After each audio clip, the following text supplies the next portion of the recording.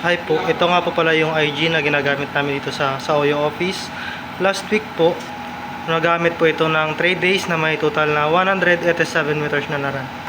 Ito naman po yung kanyang printer head. At ito naman po yung cupping na may 90% good condition. Next po, head clean. Press lang natin yung clean.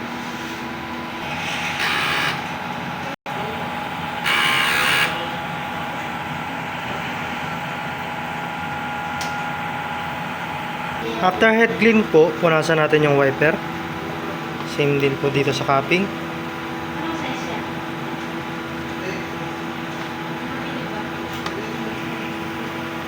Pagkatapos po, nozzle test.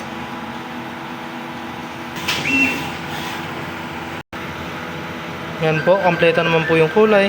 Ang ink system level po ay tama lang. Ang waste tank naman po ay kakapalit lang.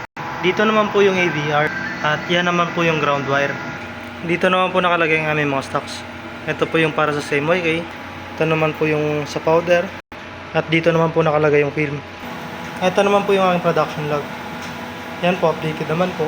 At dito naman po yung sa consumable monitoring.